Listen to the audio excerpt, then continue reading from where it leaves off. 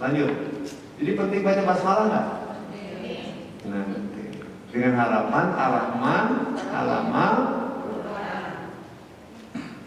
Yang ketiga, ini yang penting. Mau nanya. Itu yang berselisih itu kan kadang-kadang juga penguasaan agamanya cukup baik. Katanya. Ya. Artinya dengan berselisih begitu, itu pasti lupa dengan mengucap nama Allah yang Maha Pengasih dan Penyayang. Pastinya. Makanya di dalam surat ke-9 At-Taubah itu tidak ada Bismillahirrahmanirrahim. Karena di surat At-Taubah itu cerita tentang peperangan. Kalau peperangan mau kasih saya gimana? Aku mau tusuk ya. Gitu. Tiara. Berarti kan perlu pakai baslon gitu ya. Makanya di ayat At-Taubah 9 tidak ada Bismillahirrahmanirrahim. Bukan lagi perang.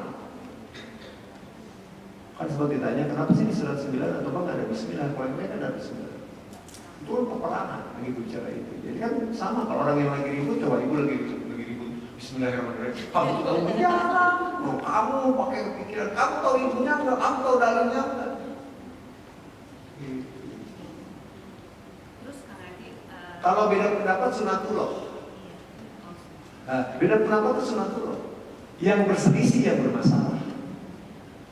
Nih, ibu baca 51 Azariyat ayat 8. Suami istri beda pendapat sunatullah kan? Sunatullah. Hari ini kita beda pendapat. Ya, yang satu pakai kerudungnya coklat, krem, kotak-kotak, avocado, kembang-kembang, garis-garis. Beda pendapat. Pendapatnya beda-beda kan? Memilih baju yang terbaik hari ini. Tapi ribut nggak? Surat berapa tadi? 51 ayat 8 Azariyat. Jadi beda pendapat sunatullah yang nggak boleh apa sih bedanya beda pendapat dengan berselisih? Kalau berselisih itu merasa dirinya paling, setan tuh bawahnya merasa orangnya benar. Tidak mau mendengar pendapat orang lain. Maka saya paling gak suka lihat acara di televisi yang debat satu sama lain itu kadang-kadang saling potong-potong udah merasa paling benar aja sebenarnya. Mereka tuh membela egonya bukan membela kebenaran. Suami istri ribut gara-gara membela apa? Egonya kan, bukan kebenaran. Kalau kebenaran mah ya kok biasa aja kan udah jelas kita bahwa kita akan beda pendapat. Saya sama istri saya sering beda pendapat, banyak beda pendapatnya. Biasa aja kok. Kalau dia lagi doang, tapi kan ini dulu, ya nggak apa-apa, diamin aja nggak usah ini. Kalau udah tenang, udah pikirannya tenang, saya tanya pergi kita doain. Tapi jangan ngomong gini di depan dia. A'udzubillahi minasyaitonir rajim. Yang ada setan kita kabur, tidak ke dia makin galak dia. Dia dalam hati aja ya Allah lindungi aku dari sikut terbebas dari bisikan setan. Nah kalau udah reda baru ya, kamu tuh maunya apa? Ya kan aku maunya gini-gini. Ya, tapi kan ya semua orang sama kayak kamu. Ya harus sama dong, ya nggak bisa lah. Tetangga kamu aja nggak sama, saya aja dengan kamu nggak bisa sama. Kita hanya berusaha untuk mencari kesamaan, mengurangi perbedaan. Tapi tetap kan ada bedanya. Nah, mungkin lah. Coba dibaca ya, surat 51 ayat 8. sungguh kamu Bismillahirrahmanirrahim. A'udzubillahi minasyaitonir rajim. Bismillahirrahmanirrahim. Kamu benar-benar dalam keadaan berbeda tidak pendapat. Jadi beda pendapat sunatullah enggak? Yang menjadi perselisihan karena merasa dirinya paling beda pendapat sunatullah. Kayak sekarang kan beda pendapat nih. Yang sebelah kanan ada kuningnya, kembang-kembang, sana koneng wungkul, yang sana coklat, ini sebelahnya putih. Terus yang pakai putih ngomongin yang paling bagus ngajar mah yang putih, yang kuning ya sebelah lagi memang kamu apaan ya paten ya sebelah lagi. Contoh lagi, enggak dong saya mah kotak-kotak abu-abu abu-abu kotak-kotak apa nggak jelas. Ungu sama iya kamu jomblo ungu. Akhirnya ribut gara-gara warna. Padahal semuanya boleh nggak? Boleh. Yang bagus yang mana? Nggak tahu, ibu ngerasain tadi pagi yang paling bagus itu ya udah itu semua kan hijau lah gampang netral. Saya mau pinginnya polkadot. Itu kan masalah selera. Tapi kita bisa akur gini kan? Karena tidak ada yang merasa dirinya paling baik gitu. Ya sama aja beda pendapat kan biasa. Istri saya datangnya pakai baju ini nggak? Ini bagus. Kalau ini juga bagus. Yang benar yang mana? Ini mah tajik. Yang ganti aja, yang ini aja lah yang maksud saya biar gak ganti lagi. Ini juga bagus ya, ntar saya ganti baju ini biar lebih Ah kamu mah masuk ke dalam pakai baju kirain yang ke satu, yang ketiga yang nggak ada beda. Yang ini ya aku mau pakai yang ini. Ya udah deh saya ganti baju dulu. Tapi yang ini apa? Udah mau contohin saya ganti lagi. Ya. Tapi kan nggak usah masalah kayak gitu biasa aja. Kalau selama ini kita sering lihat guru agama ini kan kurang sejahtera ya, Bang Andi. Nah itu berarti ada yang salah ya, padahal selama ini kan mengajarkan tentang Al-Quran ke kita yang belajar gitu. Cuma beberapa kali lihat sepertinya kok kayak kurang sejahtera, berarti ada yang salah dengan dia ya dalam mengajarkan atau dalam kehidupannya.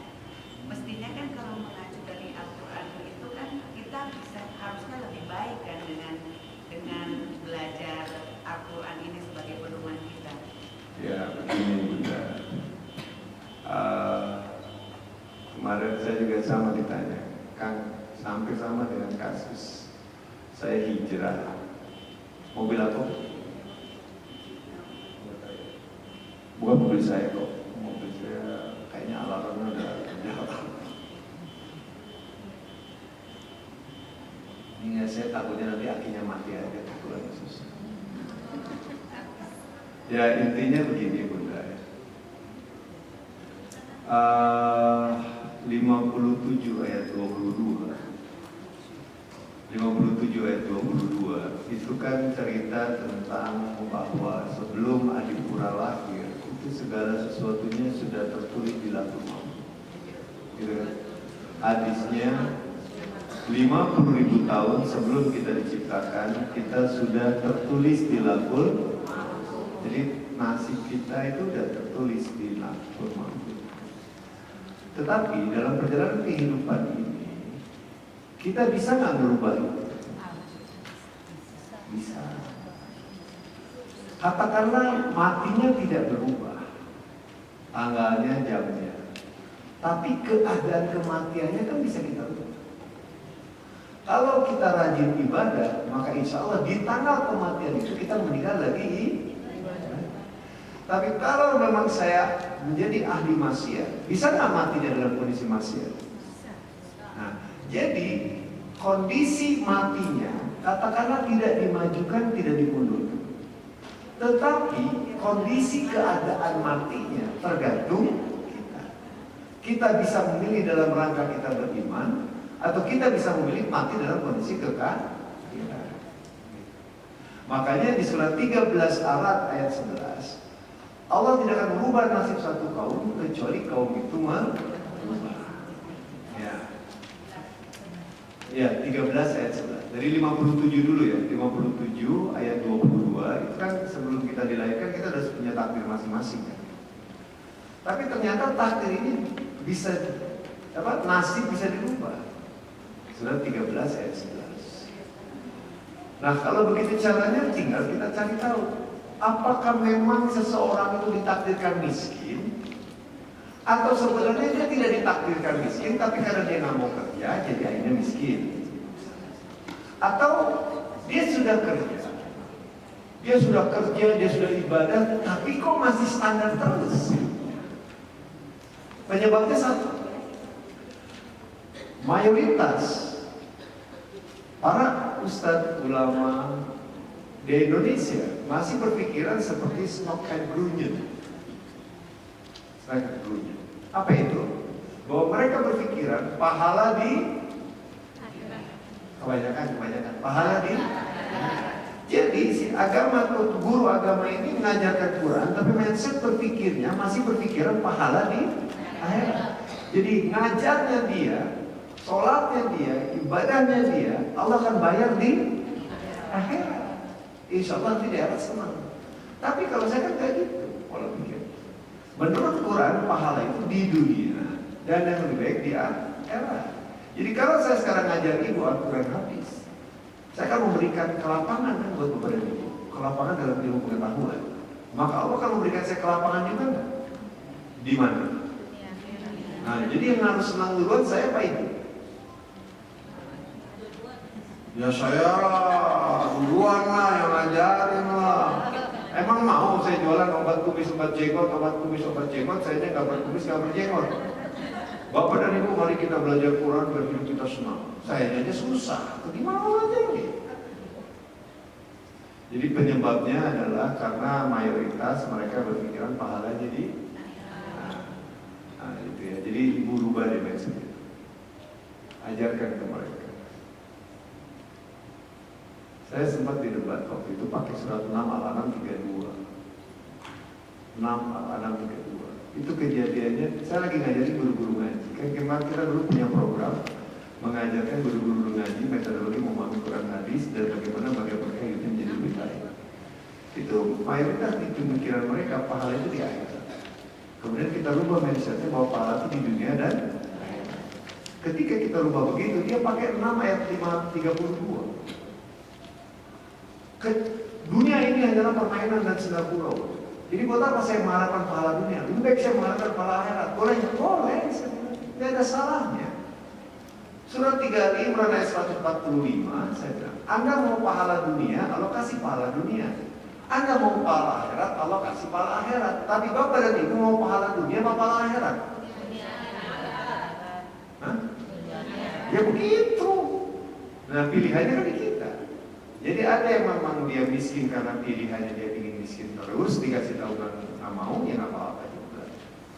Saya nggak ada masalah juga, saya nggak pernah menjawab mereka. Yang penting saya ingin mereka hidupnya senang. Nah jadi penyebabnya rata-rata pemahamannya masih berpikiran pahala itu di padahal pahala di mana? Inilah. Suatu saat istri saya ingin beli mobil yang saya pakai. Saya bilang, berapa harganya? Sekian ratus juta. Beli 10 saya. Yaudah, kita beli. Tabungan berapa ya? Segini. Wah, kita ke showroom. Ambil. Datang ke showroom, pilih mobilnya mana? Berapa harganya? Sekian Pak, seri ini begini.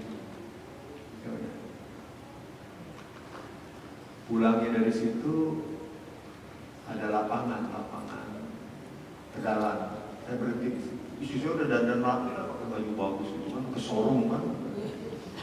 Pulang dari showroom saya bawa ke lapangan. Saya turun. Ya, ini mana ya? Turun. Kok kesini? Katanya buat DP. Turun ke sini. Saya pikir kamu tadi bayar DP di sana, malah enggak. Ya, saya kesini dulu. Panggil si tukang kambing sama tukang sapi. Tapi yang paling bagus berapa? Segini. Ada nggak warnanya hitam sapi? Istri saya udah mulai pelan-pelan lagi. Ada nggak? Ada. Tadi uangnya kasih. Ini kan uang DP mobil, kasih buat kurban. Karena dalam hadis dikatakan barang siapa yang berkurban maka hewan kurban akan menjadi tunggangannya di. Yang benar dong. Barang siapa yang berkurban maka hewan kurban akan menjadi tunggangannya di surga. Itu kalimatnya. Nah sekarang saya nanya, surga di mana? Masa surga di akhirat? Kalau memang surga di akhirat, ngapain dong Nabi Muhammad ngomong bait di jannati? Apa itu? Ini katanya surga di akhirat. Tadi Nabi Muhammad ngomong surga di mana? Jadi yang benar di mana? Yang benar Nabi Muhammad apa kita nih? Kata Rasulullah, baiti jannati. Artinya? Jadi surga di mana? Bingung, di akhirat, itu kata Nabi. Jadi di mana surga? Dunia. Nah, kalimat kayak gitu. Di dalam Al-Quran surat 3 Al-Imran ayat 133, wa syari'u ila magfirah min rabbikum wa jannah araduha samawati wal aradu. Bersegeralah kamu kepada ampunan dari Tuhanmu dan kepada surga seluas langit dan bumi. Sekarang ada langit dan bumi kan? Maka surga kecil ada di mana? Di sini. Surga kecil. Nanti ketika langit dan bumi Allah hancurkan, kalau ciptakan langit dan bumi yang lain, di sana surga besar kita. Bapak dan Ibu mau ngerasain surga yang mana? Yang kecil dulu ya. Yang kecil dulu ya. Jadi surga di mana? dan benar nggak surat 3 Imran 133 itu? Bersegeralah kamu kepada ampunan dari Tuhanmu dan kepada surga seluas langit dan bumi. Jadi surga itu seluas langit dan bumi. Di sini ada langit dan bumi kan? Jadi bisa nggak kita merasakan surga kecil di sini? Nah, surga kecil di sinilah yang disebut baiti jannati. Tapi nanti ketika kita mati, kita dapat pahala yang lebih besar kan? Pahala yang lebih besar itu disebut surga yang besar nanti. Nanti di surga nanti akan ada langit dan bumi lagi kan? Ada. Surat 14:48 itu Allah ciptakan langit dan bumi yang lain di sana, yang lebih besar, yang lebih bagus. Makanya ibu harus senangnya di dunia apa di akhirat? Jadi buat saya surganya di mana? Surga mah tetap gak boleh bicara dunia akhirat. Surga seluas langit dan bumi. Ayatnya gitu, jangan nambah-nambah. Di sini ada langit dan bumi tapi. Nah, nanti ketika langit dan bumi ini hancur, Allah ciptakan langit dan bumi lagi kan? Jadi ada surga berikutnya nggak buat kita? Gitu dong. Jadi kita sebagai orang yang beragama Islam senangnya di dunia apa di akhirat? Kan doana robahna atina fid dunya hasanah wa fil akhirati hasanah wa qina adzabannar. Sok aya wae. Coba lihat 14:48. Udah, yang ini cukup ya. Jangan potong dulu, saya mau nonton sedikit. Jadi ibu mau surga yang mana? Bapak mau surga yang di dunia apa di akhirat, Pak? Nah, gitu artinya. Kira aku di dunia hese atau di akhiratnya. Kata Rasulullah, kemiskinan mendekatkan diri kepada kekufuran. Makanya lucu, banyak orang yang ingin masuk surga, surganya nggak tahu tempatnya. Gimana ceritanya? Banyak yang ingin masuk surga, tapi nggak tahu surganya di mana. Nyampe nggak? Ya nggak tahu tempatnya di mana mau nyampe. Coba tolong bacain surat 14 Ibrahim 48. Nah, jadi kita harus senang dunia akhirat. 14 Ibrahim ayat 48.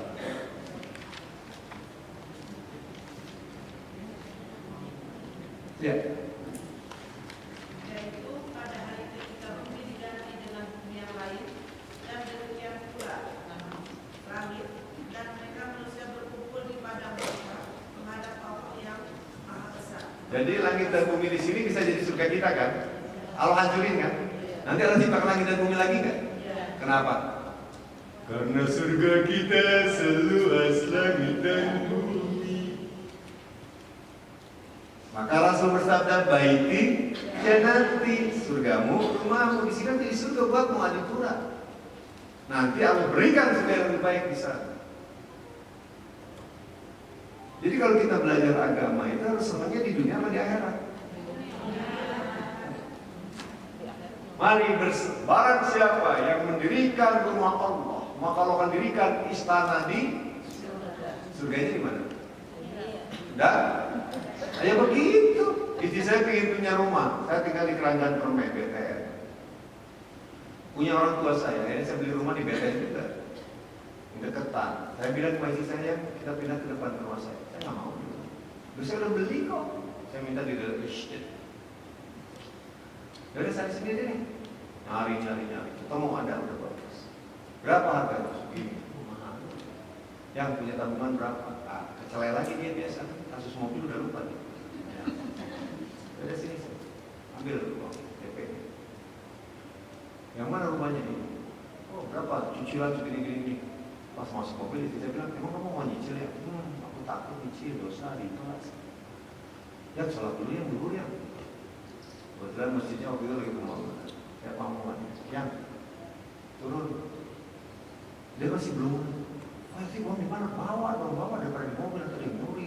Cair aja, pas selesai kayak gitu sholat, Pak mau nanya, ini panitia pembangunan masjidnya siapa sih? Yang uang tadi kita nyumbang, masuk ke mobil maju. Yang hadisnya gini, barang siapa yang mendirikan istana, barang siapa yang membangunkan rumah Allah, maka Allah akan dirikan istana di surga. Hadis Muslimnya di surga. Nah, terus saya nanya, surga di mana? Seluas langit dan bumi. Jadi bisa nggak datanya sekarang? Oh, setahun, 2 tahun, belum beli aja Pak, mungkin kesel istri saya. Pas mau ke 3 tahun, akhirnya saya kebeli. Ini kan rumah kamu yang mau. Lama tukang, ya tuh Sugante cepet. Saya juga maunya hari ini dapat duit, saya juga ya kan. Tapi kan fasilitas Allah beda-beda kan. Alhamdulillah fatiri samawati wal ardi jahilil malaikati rasulan uli adil hati mustawasulah sama ruhu aw yadidu khalqi mayasa. Innallaha ala kulli syai'in qadir. Segala puji bagi Allah yang telah menjadikan malaikat sebagai utusan untuk mengatur segala urusan, yang memiliki sayap 2, 3, dan 4. Gitu nggak Bu? Jadi malaikat ada sayap 2, 3, dan 4. Ibu mau yang dikirim sama sayapnya 2 atau 3? Atau 4? Ibu kalau dikirim barang, ditanya nggak sama petugasnya, mau paket, mau reguler atau sende, mau yang mana? Ini ada pengorbanan, gimana caranya untuk dapat ya? Nah, udah gitu ya. Ya, lanjut lagi. Bagaimana caranya supaya Al-Quran itu masuk ke hati kita? Ternyata Al-Quran masuk ke hati kita ketika Al-Quran berubah jadi cahaya. Itu pentingnya setelah membaca ta'awud. Setan minggir setan. Saya nggak mau salah dalam menafsirkan Quran. Minggir. A'udzubillahi minasyaitonir rajim. Terus ibu baca apa? Bismillahirrahmanirrahim. Ar-Rahman alam Al-Quran. Ar-Rahman ajarin Al-Quran. Aku tidak ingin salah dalam menafsirkan Quran dan hadis. Saya ingin sama pemahaman saya dengan pemahaman malaikat Jibril dan Muhammad Rasulullah SAW. Baru baca apa? Robi Jinni surat 20 atau ayat 114. Kalau dibaca itu. Penting nggak baca Robi Jinni ilmu?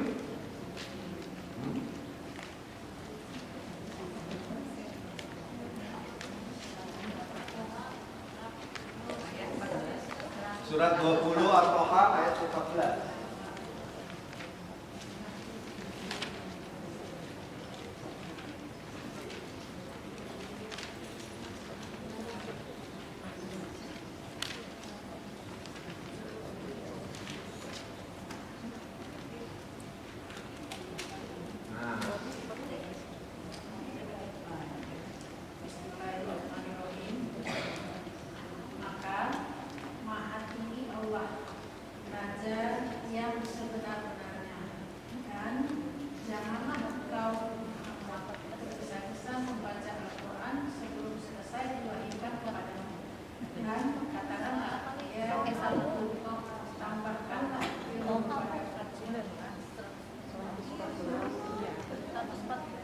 Iya paling bawah.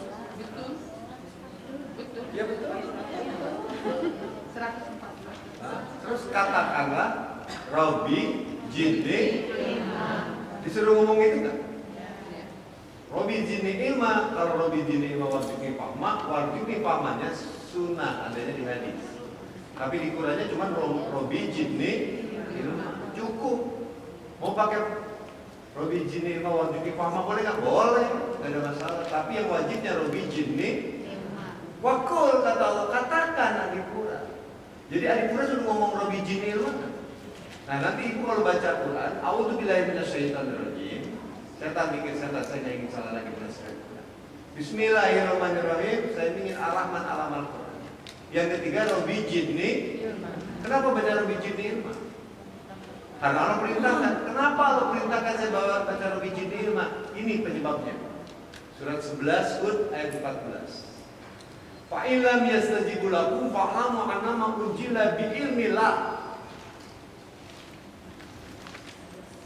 Fa'ilam yastajibu lakum fa'lamu annama unzila bi'ilmillah.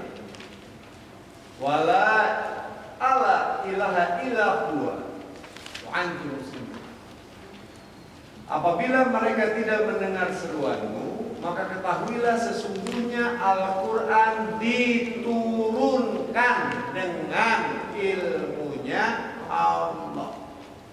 Jadi Al-Quran masuk ke hati saya, itu Allah ubah Al-Qurannya pakai ilmu. Maka kita disuruh minta ilmunya enggak? Karena Al-Quran diturunkan dengan ilmu Allah, maka bapak dan ibu harus membaca Robi Jinni ilmu. Itu penting. Itu password.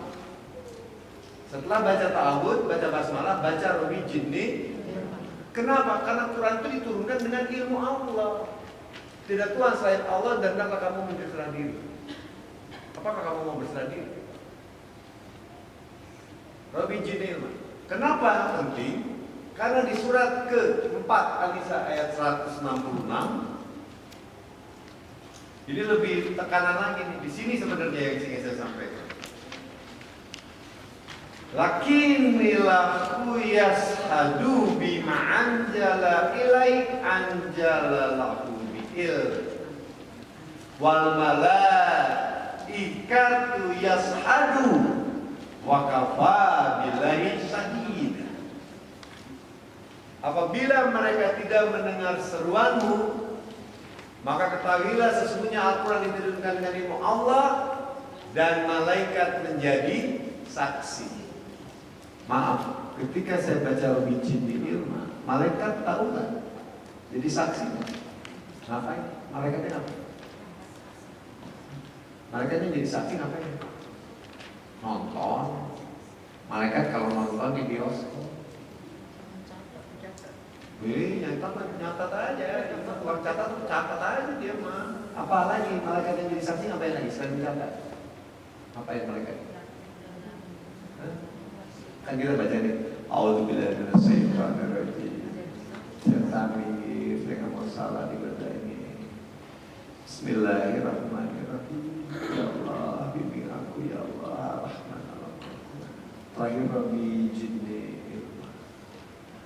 Malaikat menjadi nonton. Saksi. Ya nyaksi, dia satu itu. Tapi ngapa nonton doang nyaksi? Apa? Malaikat. Nah itu kan ada tugasnya malaikat 14 ayat 2. Dia nanti bawa turun Al-Quran ke hati kita. Jadi ketika kita baca A'udzubillahi minasyaitonirrajim, Bismillahirrahmanirrahim, ini ngumpul nih. A'udzubillahi minasyaitonirrajim, minggir setan. Bismillahirrahmanirrahim, alamat Al-Quran. Robi Jinni Ilma, malaikat sini nyaki enggak? Oke, dibaca lanjutin. Ayat mana? Nanti aku rubah masuk ke dalam. Jadi malaikat bukan hanya penyaksi, penonton. Mereka nanti yang bawa Al-Quran ke dalam dada kita. Maka Robi Jinni Ilma itu penting. Kan baca Robi Jinni Ilma itu malaikat jadi saksi. Nyaksi doang, bukan aku yang akan bawa Al-Quran ke dalam dada kamu. Di situ Al-Quran berubah jadi cahaya. Robi Jinni Ilma. Karena Al-Quran diturunkan dengan ilmu Allah dan malaikat itu menjadi saksi. Wa malaikati yasjadu. Oh siapa? Yang lucunya selama ini kita baca Quran, malaikatnya nungguin. Balik lagi, kan hadisnya begini, barang siapa yang baca Quran ada malaikat yang menjaganya. Oh, balik lagi. Mau mana? Oh, dia aja mau baca Robi Jinni Ilma, aku nggak bisa masuk. Nah, kan ini ketentuan Allah, kan Allah yang mengukul. Wakul Robi Jinni Ilma. Kata Allah ngomong kamu Robi Jinni Ilma di Quran. Robi Jinni Ilma, sip, malaikat jadi saksi turun kamu ke dalam. Ini orang bacanya udah seperti apa itu lagi. Nah, ngapain dia baca di sini? Ini penonton doang. Oh enggak, malaikat apa bawa ayat Al-Quran ke dalam hati ini, Pak. Siap. Mas kita. Kan Al-Quran jadi cahaya kan, biar masuk ke dada kita kan. Targetnya itu kan.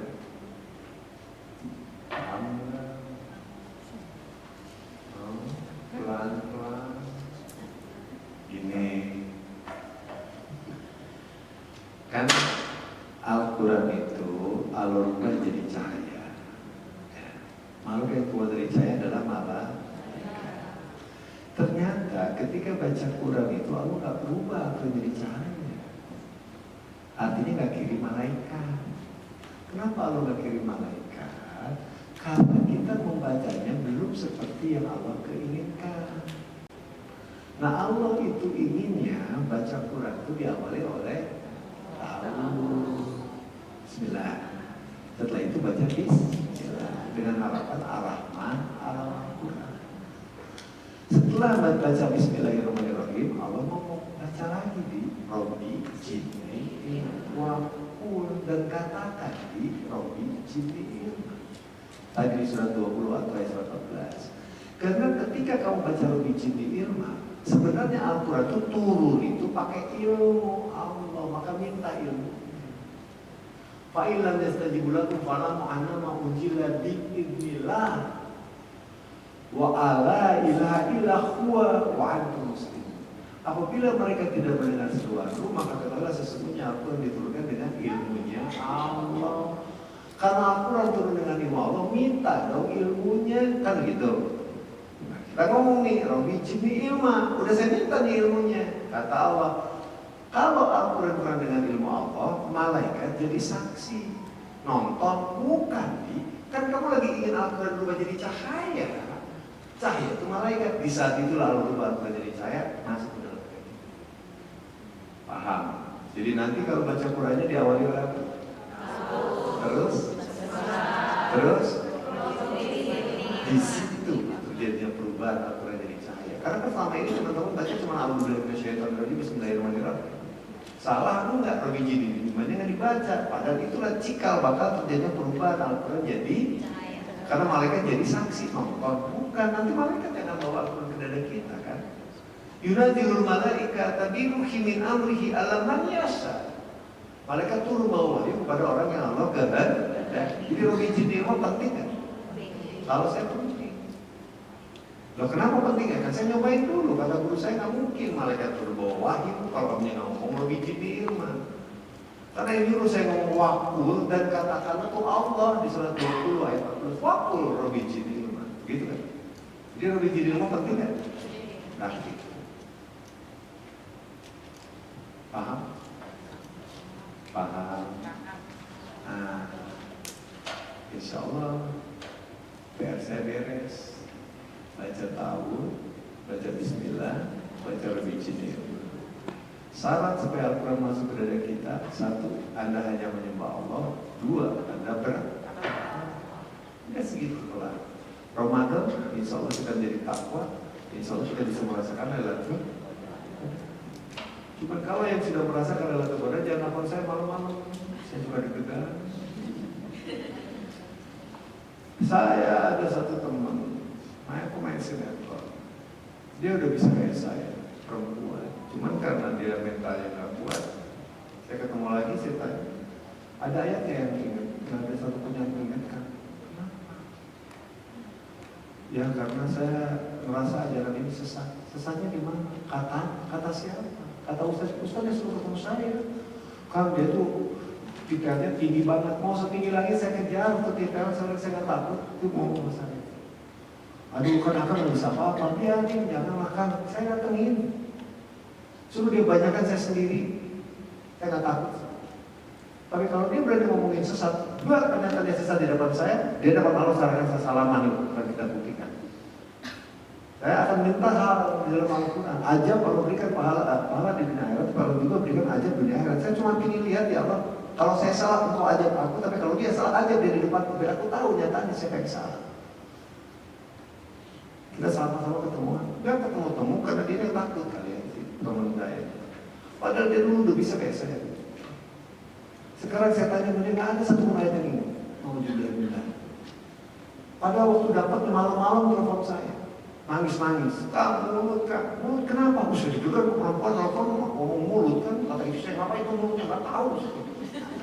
Ini mulutnya ngomongin ayat terus, kan kami yang mau. Saya bilang, udah diemin aja. Wah, Bu, bagus sekali. Tiba-tiba digugat karena memang ustaznya kan tidak tahu.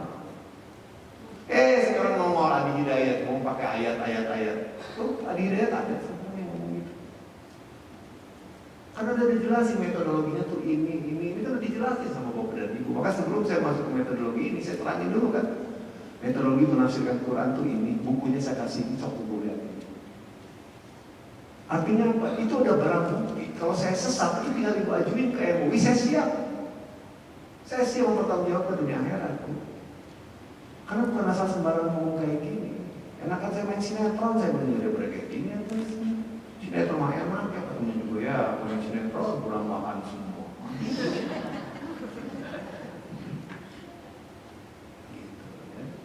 Nah, saya berharap adalah di antara ibu-ibu di sini yang bisa nanti ayat wilayah. Saya udah jarang lah ketemu, kalau ketemu Pak Amin yang bosan juga lelaki diri. Ilmunya begitu Pak Amin, Pak Safei, Pak Syarif, Dadi Soleh. Tapi ada juga yang belajar metodologi wilayah tidak jadi ke bawah sesat juga banyak. Banyak juga Bu, bisa kadang-kadang sama kalau sayang. Karena banyak. Salah satunya masalah ekonomi, banyak yang goyang.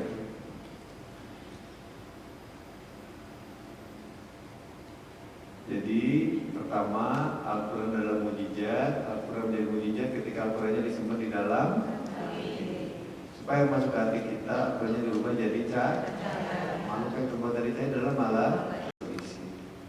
Kalau dibimbing setan, bawahnya gampang ingat, gampang lupa.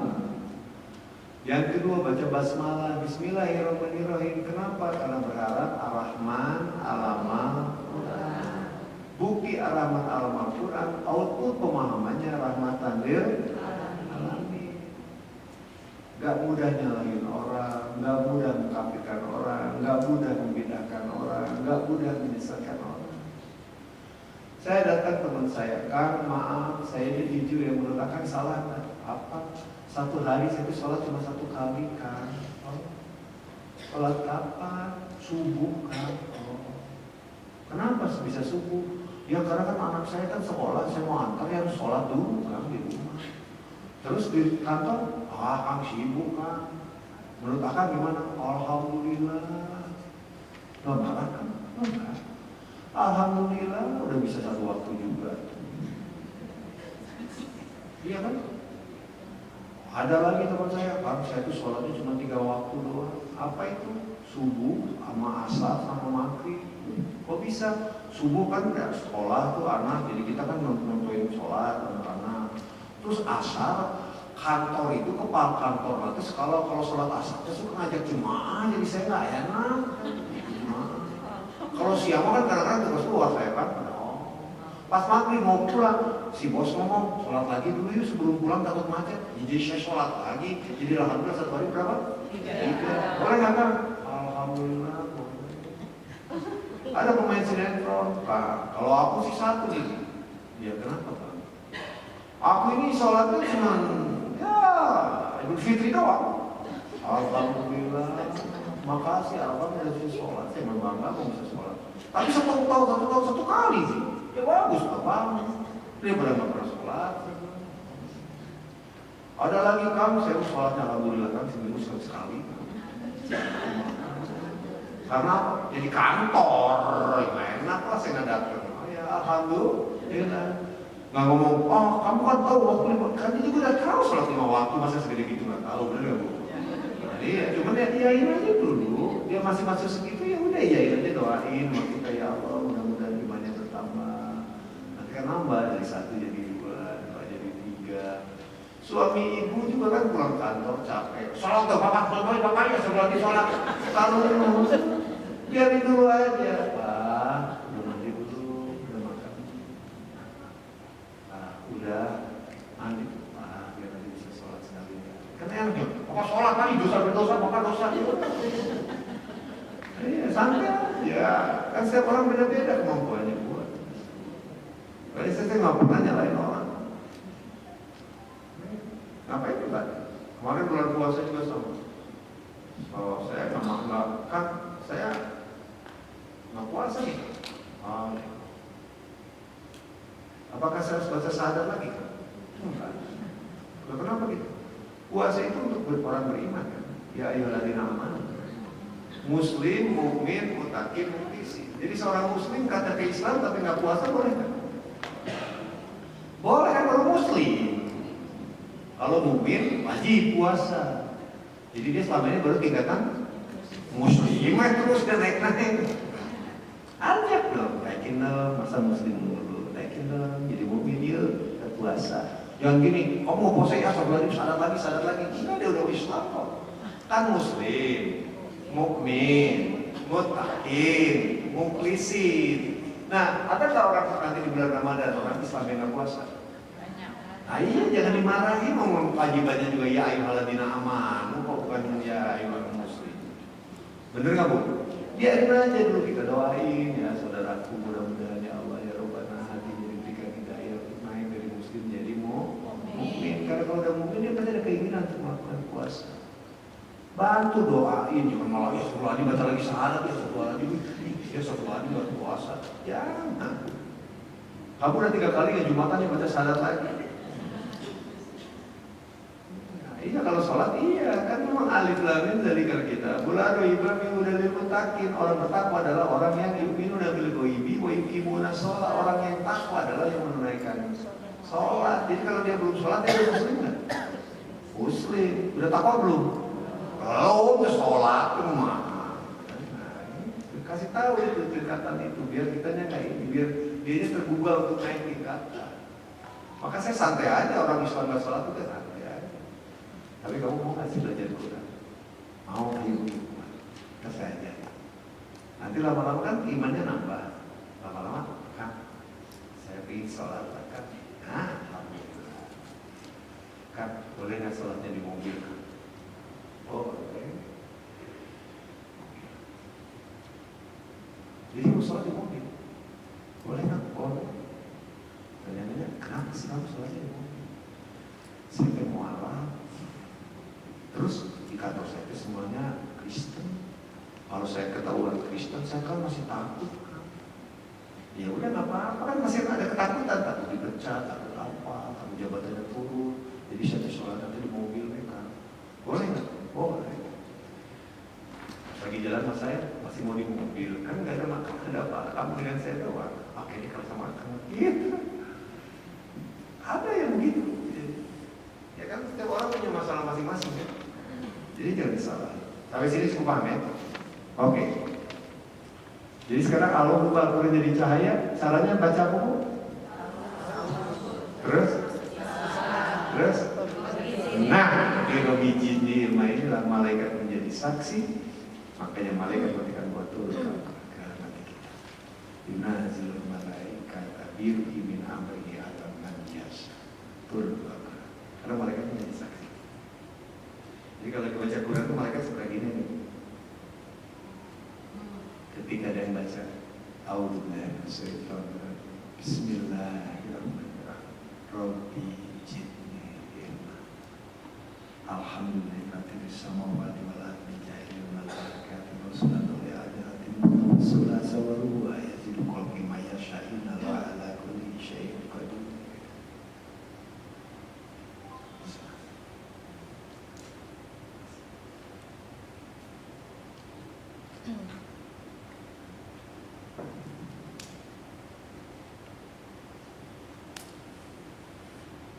Jadi malaikat bukan jadi ada malaikat pencatat kanan kiri nyatet. Saya ditipu dicatat, saya dipukul dicatat atau itu ngapain lah menjaga. Tapi kalau malaikat yang jaga surat 13 ayat 11. Tadi kan 50, ayat 16, 17, 18. Dia cuma nyatet doang. Gak ngejaga, dia cuma nyatet semua manusia punya. Mau orang Kristen kayak orang apa kayak ada kan malaikat catatan, tapi yang nyatet aja pukul. Nah yang kita harapkan malaikat pencatat atau malaikat penjaga? Yang nyatet pas semua orang punya, tinggal yang jaga. Nah yang jaga itu seiring dengan jumlah ayat Al-Quran yang kita kuasai. Semakin banyak ayat Al-Quran yang kita kuasai, bukan semakin banyak. Suatu saat Rasulullah SAW pernah berjalan ke satu tempat dalam kondisi yang sangat panas sekali. Kalau di dalam sulur Nabi Muhammad SAW berisi ayat Al-Quran, maka malaikat pun tidak rela panas menyentuh kulitnya. Maka malaikat menebarkan sayapnya dan menaungi Rasulullah SAW. Maka dalam hadis dikatakan barang siapa yang datang ke pengajian, maka malaikat menebarkan sayapnya, menutupi dan menaungi. Zaman dulu kan nggak ada kayak gini di pohon. Maka ketika Rasulullah memimpin pengajian itu selalu teduh, karena malaikat datang sayapnya tutup. Ketika Rasulullah perjalanan tentu juga dia diuntai. Ada pendeta yang melihat, nah itu awan turun terus. Ah, itu tahu. Langsung ngomong ke Khadijah. Kan itu pamannya Khadijah kan? Hah? Ini ciri-cirinya Nabi. Makanya Khadijah kan yang cantik, kaya, langsung menikah sama Rasulullah. Habis lagi sama Rasulullah tuh pakai sinar. Sampai nggak punya duit Khadijah, sampai ngomong ya Allah, ya Rasul, kalau seandainya aku mati lebih dulu darimu dan tulangku masih berharga untuk siar, jual tulang untuk siar. Ibu makan kalau kurang duit dikit bulanannya aja saya.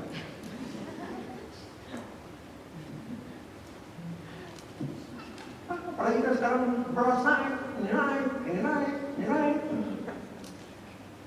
Nah itu ya. Insya Allah kita merasakan sendiri. Insya Allah nanti yang dikirimnya malaikat kalau mencatat kata Tuhan. Surat coba disampai, bukan iseng maksudnya. Coba baca deh surat 50 ayat 17-18. Itu nyatat doang. Kalau yang kita harapkan nanti yang jaga depan belakang 13 ayat 11. Bacanya gimana? A'udzubillahi minasyaitonir rajim. Bismillahirrahmanirrahim. Robbi. Yuk. Surat 50 16 kita jawab. Setelah ini tanya jawab bebas. Mau nanya apa aja lagi?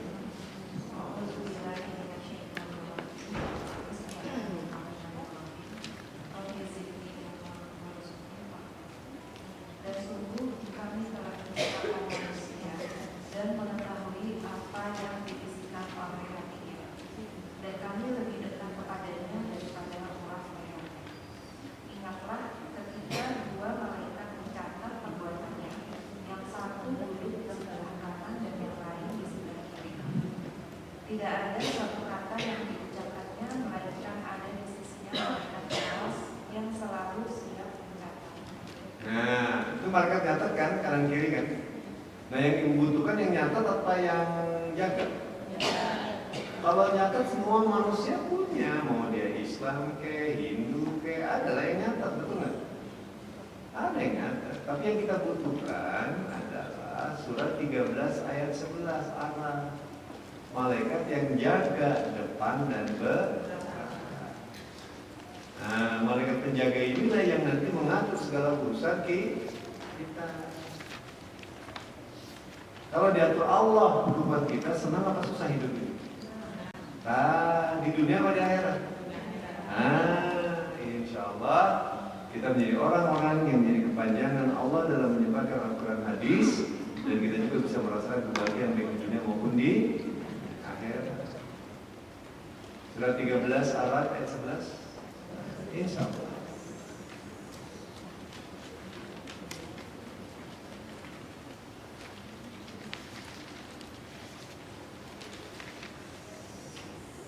Jadi Bu, saya ngomong gini paham kan? Paham ya? Paham kan? Nanti nanya sama saya kalau nggak paham. Karena tempat ada yang nemenin saya pengajian gini, berapa kali pelatihan ikut sama saya, sampai ke Bali. Pulang dari Bali dia ngomong, saya bingung, kok bingung sih? Saya bilang, di Jakarta. Waktu pertama kali di Subur, dia di Surabaya, dia ngikut di Surabaya. Waktu saya bikin di Bandung, dia datang ke Bandung. Waktu dibikin lagi di Sukabumi, dia datang ke Sukabumi. Waktu saya bikin di Bali, dia datang ke Bali. Saya nanya, ini sebenarnya sedang jalan-jalannya apa sih Bu? Saya bilang, kok nggak tahu aja setiap saya bikin pelatihan. Iya Pak, terakhir Pak saya itu sebenarnya bingung Pak, bingungnya apa? Coba diulang lagi Pak. Pas lagi makan di Bali, saya terangin, oh itu Pak kemana aja? Kok Bapak waktu itu ngomongnya kayak gini? Ya Anda nanya dong, saya nggak tahu di sejauh mana apa yang saya sampaikan itu sampai ke Bapak Ibunya kan nggak tahu saya. Kalau nanya aja sesuatu yang Ibu yang masih ragu, tanya nggak apa-apa, kan nggak dihukum. Dan bukan berarti yang nanya itu bodoh kan? Mental kita ini kalau dipikir kalau yang nanya bodoh, padahal bukan. Saya juga banyak nanya. Makanya guru saya bilang, aku punya murid kayak di Pura ini, kenapa banyak nanya? Saya nggak mau disebut bodoh. Tapi saya malu ketika saya malu bertanya, saya jadi bodoh. Gara-gara malu bertanya, saya jadi bodoh. Gitu. Saya malah lebih malu. Ya, silakan. Surat 13 ayat 11.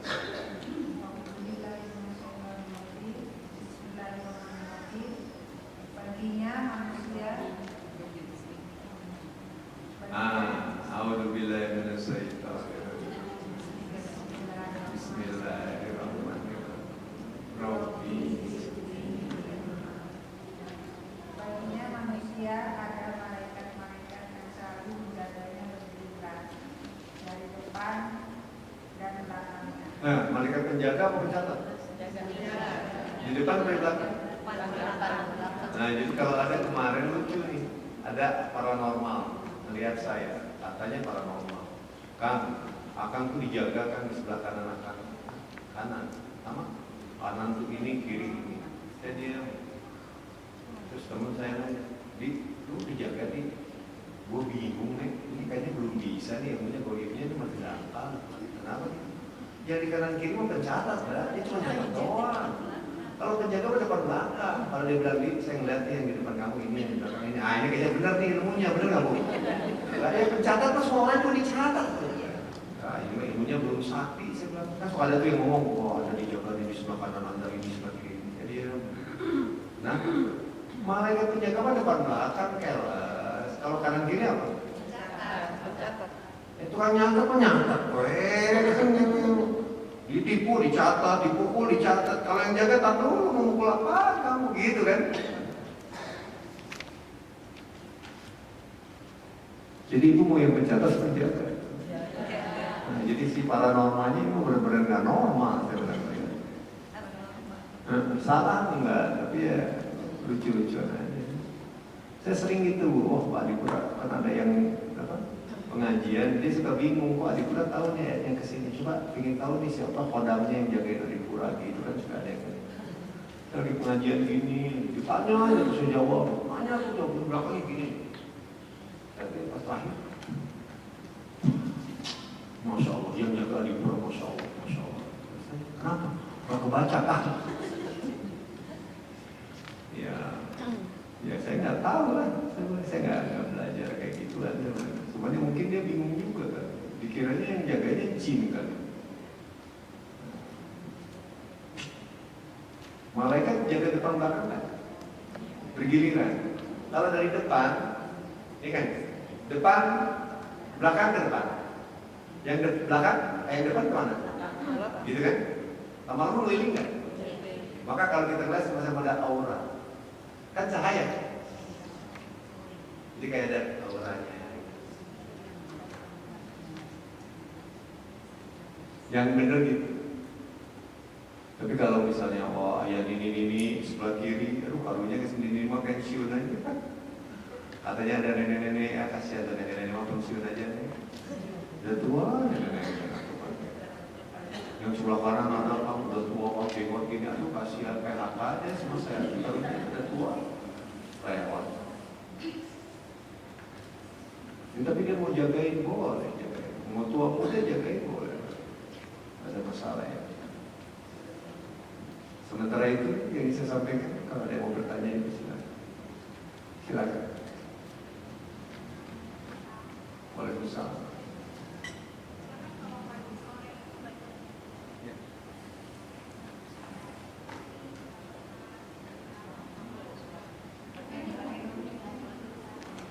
Iya.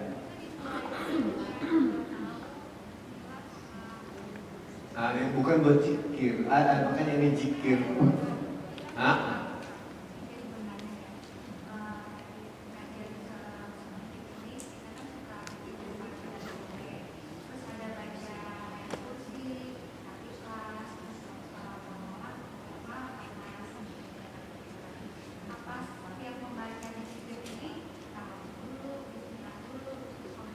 Kalau saya iya, cuman tidak dijaharkan. Kan kalau ayat kursi, A'udzubillahi minasyaitonirrajimnya di hati aja. Bismillahirrahmanirrahim. Ya.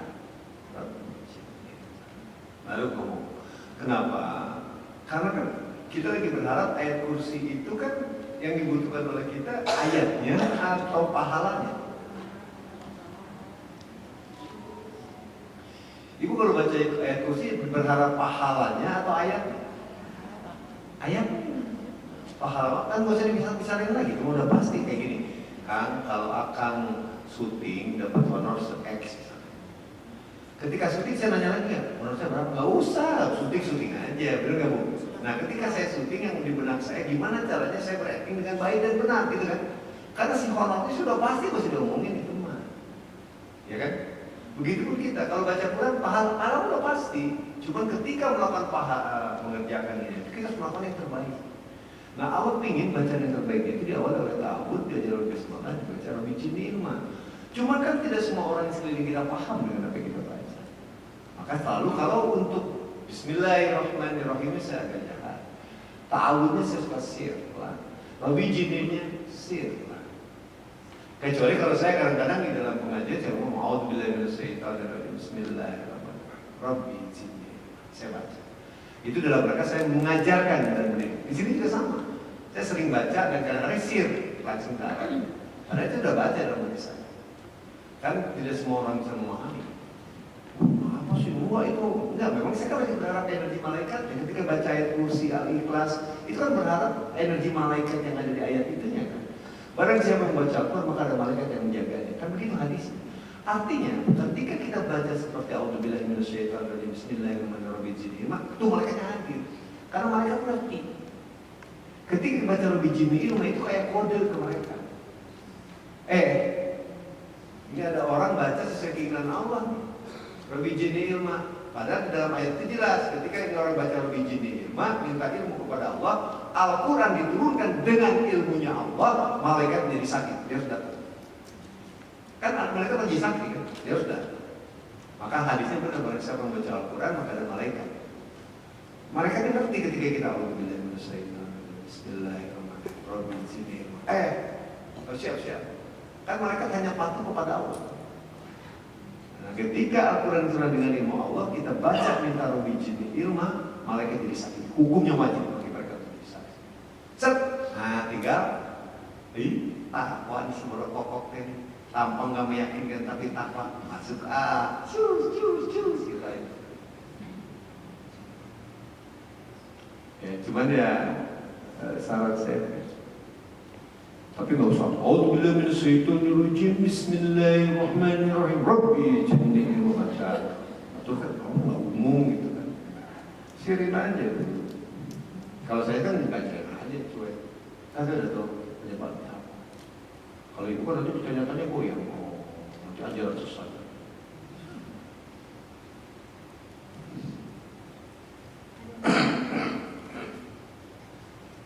Kang ada yang nanya lagi?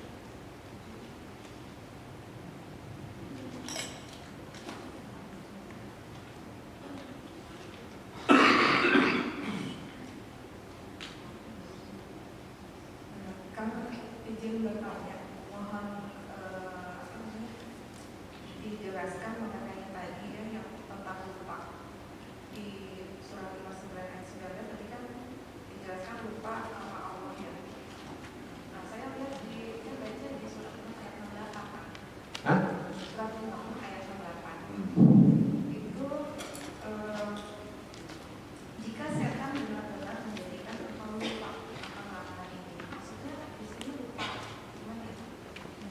4336 apabila kamu lupa dengan perintah Allah ini, itu kan 4336 kan? Perintahnya kan kalau baca Quran diawali oleh ta'awud, mesti gitu. Ketika kita lupa membaca ta'awud atas perintah ini, maka setan bisa menjadi teman kita. Maka ketika kita tidak membaca ta'awud, maka setannya hadir nggak? Kan sebenarnya setan itu tidak suka kita kepada jalan yang lurus kan? Setan kan tidak suka kita ke jalan yang lurus kan? Ketika kita baca Quran, kita lagi menempuh jalan yang lurus kan? Nah, maka setan nggak mau. Maka setan bikin kita lupa mengingat Allah, lupa untuk membaca ta'awud. Karena apa? Karena ketika kita lupa membaca ta'awud, si setannya nongkrong dengan kita. Bikinlah penafsiran yang berbeda-beda, gampang ingat, gampang lupa. Gitu. 4336 nya Bunda baca. Apabila 4336 nya.